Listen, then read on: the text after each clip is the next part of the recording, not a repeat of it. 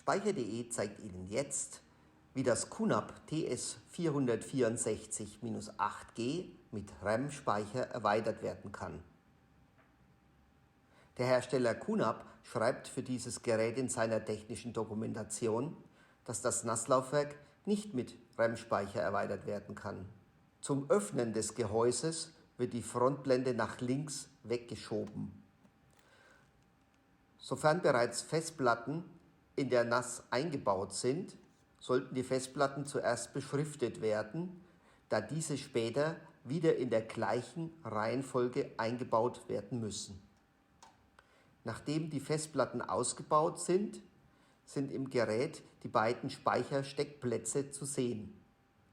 In einem Steckplatz befindet sich das ab Werk installierte 8 GB Speichermodul von QNAP. Wir erweitern das Gerät und entfernen das 8 GB Modul. Eingebaut werden zwei Module mit 32 Modulen. Die Goldkontakte des RAM-Speichers sollten während des Einbaus nach Möglichkeit nicht berührt werden.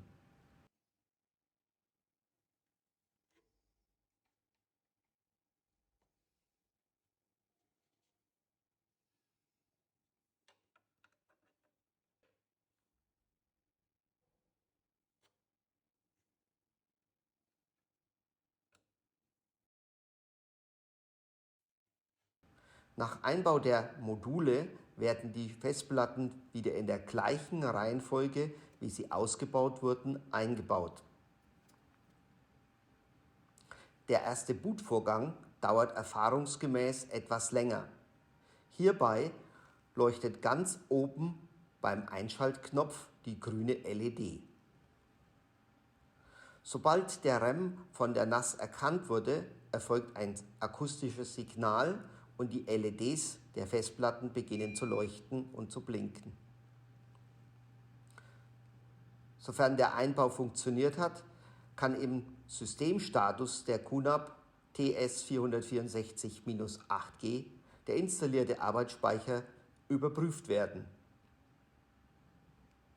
Bei unserem Gerät wurden die 2x32 GB BHS Memory Overramming Speichermodule erkannt und sie werden angezeigt. Der aktuelle Speicherbereich für das Gerät beträgt nun 64 GB. Im Übrigen ist der Speichereinbau bei allen Geräten der QNAP-Serie TS-X64, TS-X64U und TS-X64EU ebenso möglich. In den technischen Dokumentationen für diese Geräte schreibt QNAP ebenso, dass diese Geräte nicht erweiterbar sind.